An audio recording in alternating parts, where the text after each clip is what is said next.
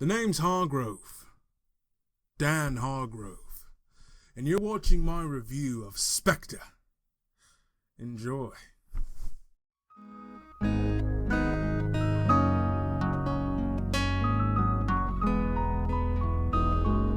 So, Spectre is the 24th James Bond movie and the fourth one starring Daniel Craig and the second one directed by Sam Mendes. And this team just came off of doing Skyfall a few years ago, and they're coming back and they're telling another tale. And for all intents and purposes, this team comes back strong and they hit it all out of the park on almost every single front. I think when you look at the directing, Sam Mendes does a phenomenal job. I think when you look directly at his directing, but when you look at the work he does, it's quality work every single time. And I think just from the opening shot of Spectre, there's this long tracking shot that lasts about a few minutes, and it is mind-boggling for me as an aspiring director. I think personally, part of the action in just the beginning of the film is worth price of admission alone. So Sam Mendes just continues to do what he did with Skyfall and does a great job at telling this tale. I think that Daniel Craig returning, as always, I think he keeps up what he's been doing since Casino Royale and trying to add this depth to James Bond that normally isn't there in the films. And he's been doing a great job with it, especially in Skyfall. And coming into Spectre, he keeps that same momentum going, trying to dig in and make this a deeper and personal James Bond that we're getting to see on screen. Now, the problem that comes with this film, and the problem with him trying to get to these deeper emotional depths that he wants to reach in this film series, is that the writing in this film does not hold up. I think I have no problem with the acting or the directing, the editing. The action is phenomenal and you believe the characters that are on screen. But the problem comes with the story on multiple fronts. First off, there's a subplot going on throughout the entire film that's been in so many movies now, from Captain America, The Winter Soldier, to Mission Impossible 5, to the story about, well, maybe this super secret agency program is obsolete, and then there's another super secret agency program, and they have to go rogue and try to figure out what to do about this. And it's just the same thing, almost beat for beat, with Mission Impossible 5. And so, coming off the heels of movies like that, it does get tiresome. You know, you get tired of seeing the same subplot about, well, information is the new weapon. And it's like, yes, that's an interesting topic, but it's been explored so many times so very recently that it just gets dragged out. So that any time that you're trying to get into this mystery about what's happening with Bond's past, who is Spectre and all this, you immediately get dragged down by what's happening when you go back to London, and they're like, oh, we have to figure out what's happening here, and they want to shut us down. Oh no, they might do it. And it wastes so much time that can be put into more important things. So this is where I'm going to get into the section where I'm talking about this the supporting characters in this film. Specifically, the love interest or Bond girl in this film, Léa Seydoux. I think that she is a phenomenal actress. I've seen her work in Blue is the Warmest Color, and she was enjoyable in Mission Impossible 4 Ghost Protocol. And I think there is so much potential for her character in this film, but she is just so underdeveloped, like so many other plot points in this film. And they want us to immediately to force this love relationship between James and Léa Seydoux's character, and it just does not work out. So when you get to the end of the film and they're trying to have, you know, events and story points that are trying to pay off of the emotional buildup that they have created throughout the film, it does not pay off at the end. It does not work because ultimately the relationships fall flat because the characters aren't developed enough. And that's probably my biggest irk with this entire film, is that things aren't developed enough. They're either underdeveloped or they're underutilized. I think that especially comes with the villains.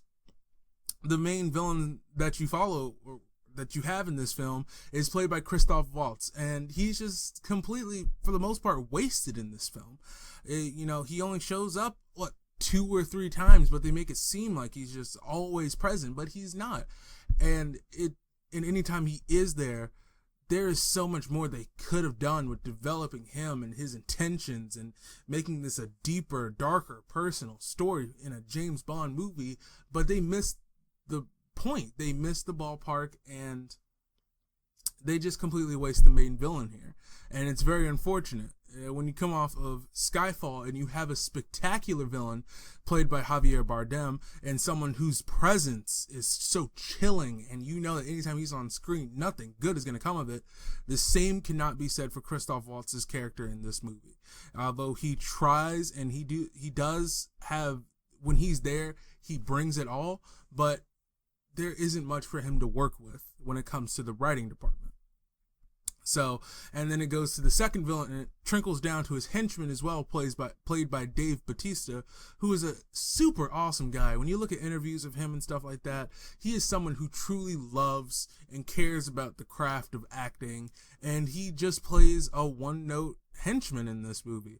And it's like, when he's on screen and he is going after Bond, it is terrifying because he is this brutal, big force of physical nature that you think, oh man, he can take down James at any moment, but he just gets completely just wasted in the film, and they just throw him away as just a non-talking henchman, just does whatever needs to be done.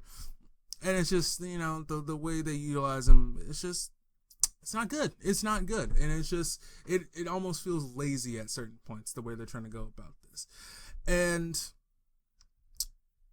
those points really irk me about it. It's just, how did the writing get like this? And you see that there's so many hints of them wanting to go down a certain road with the story, and them wanting to, you know, make this a more grittier, realistic James Bond, but like they've been doing since Casino Royale. But they're also trying to get to this return to form of the more fantastical elements of James Bond, the constant betting of women, the constant, you know, just drinking, and the non-believable aspects of James Bond that just get frustrating, because you've built up this world with Daniel Craig's James Bond as something that's serious and realistic and gritty, but when you implement the elements from the old James Bond series that can come off as cartoony or comedical, it throws me personally out of the film. And that's just one thing I really found frustrating about it. I think Skyfall balanced those elements well with trying to reintroduce Bond again and bring him back to where he was. But I feel like they tried very hard to return back to formula, and I think it was to the detriment of the film at certain points. And the moment I knew this movie was trying to go back to that is they bring back, you know, the gunshot, the shooting through the bullet hole sequence at the beginning of the film. And before, the trend was, oh, this is different, they're not going to do that, or if they do have it, it's at the end of the movie. So that was a hint right from the start, I guess, where the story was going to go. But overall, it was good. It was a good, fun movie. And I don't want to paint this as a bad portrait. You know, I feel like I really did talk a lot about the negatives. And notice that the negatives are very nitpicky. And it's only story points.